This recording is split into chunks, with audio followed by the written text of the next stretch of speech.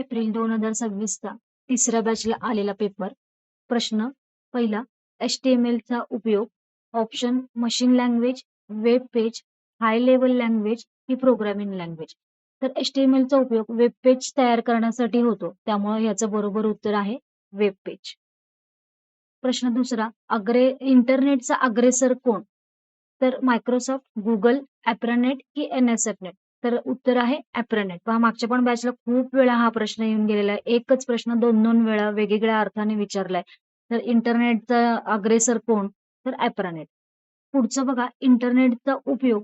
Option reading newspaper, searching, downloading यापैकी सर्व.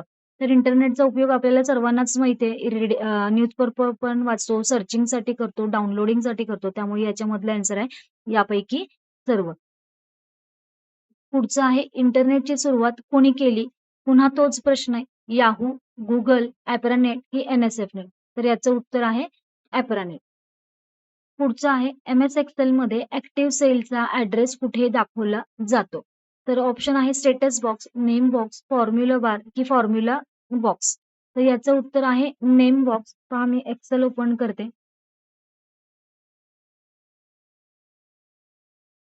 आता आपण ज्या सेलमध्ये थांबलो आहोत याचा ऍड्रेस काय बघायचं असेल, ऍक्टिव्ह तर सेल दिसतेच आहे, कॉलम बी ऍक्टिव्ह दिसतोय आणि 7 ऍक्टिव्ह दिसतंय. पण तरी पण आपल्याला जर कळालं नाही की आपण कुठल्या सेलमध्ये आहोत, या सेलचा ऍड्रेस काय, तर हे पहा, इथे एक बॉक्स आहे. ह्या बॉक्समध्ये त्या सेलचा ऍड्रेस दर्शवला, तर ह्या बॉक्सला नेम बॉक्स असं म्हणतात.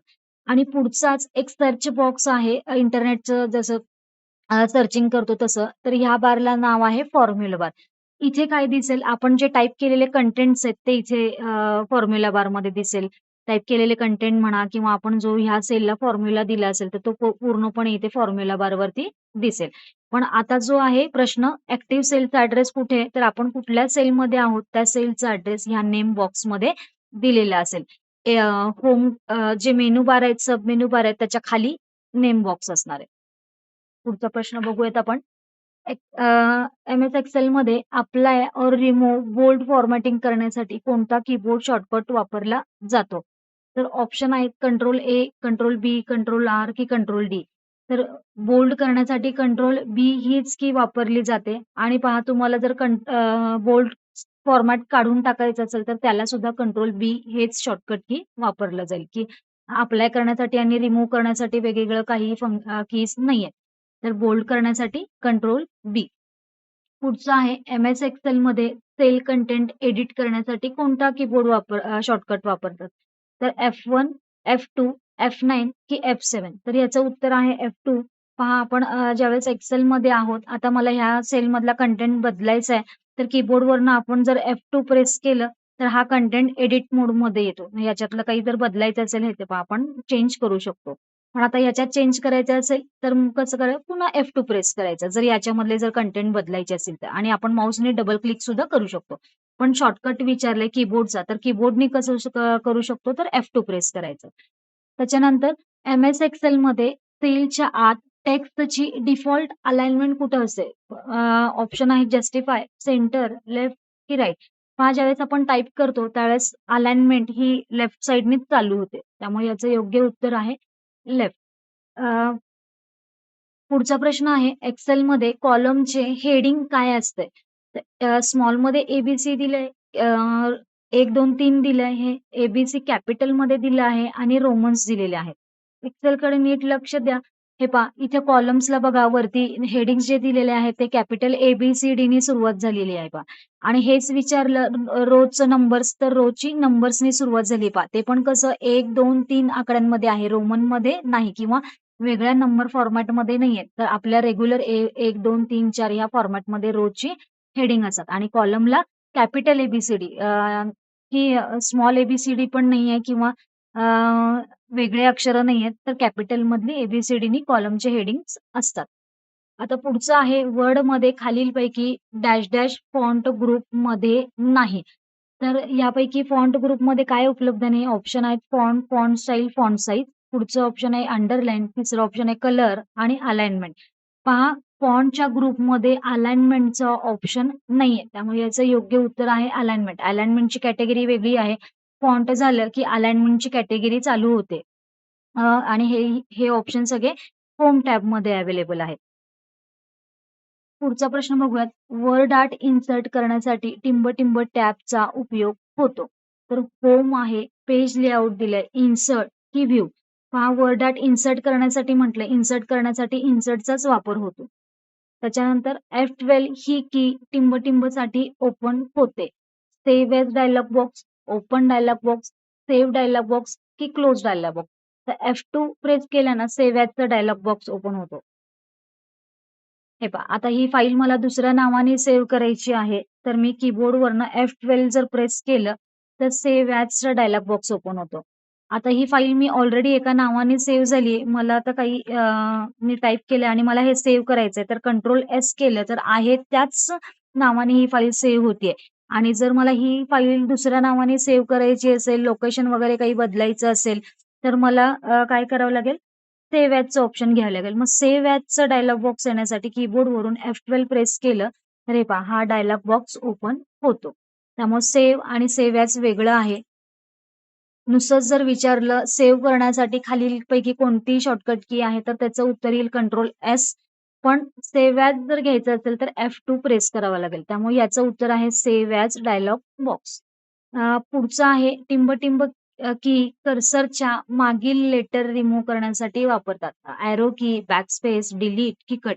पहा याचं उत्तर आहे बॅकस्पेस. कारण का आपण बॅकस्पेसनी कर्सरच्या पाठीमागची अक्षरं डिलीट करतो बघा, मागील अक्षरं डिलीट करतो. त्यामुळे याचं उत्तर आहे बॅकस्पेस. पुढचं आहे टिंब-टिंब फक्त MS वर्डमध्ये करता येते. काय-काय करता येतं? खाली ऑप्शन आहे स्पेलिंग चेक करता येतं, की चेंज फॉन्ट कलर करता येतो, की टाइप वर्ड करता येतात, की यापैकी सर्व. पहा वर्डमध्ये हे सगळं आपण करू शकतो, करता येतं. फॉन्ट कलर बदलता येतो, स्पेलिंग चेक करता येते, टाइप वर्ड करता येतात. तर यापैकी सर्व याचं उत्तर असेल. पुढचं आहे टिंब-टिंब टॅब कीचा वापर स्लाइडमध्ये पिक्चर इन्सर्ट करण्यासाठी केला जातो. तर पर्याय आहेत होम, व्ह्यू, ॲनिमेशन की इन्सर्ट. तर पिक्चर इन्सर्ट करण्यासाठीच विचारलंय पहा इथे. वर्ड आर्ट असू दे, पिक्चर असू दे, हेडर फुटर असू दे किंवा हे सांगितलं, तर ते पिक्चर इन्सर्ट करण्यासाठी इन्सर्ट टॅबचाच वापर केला जातो.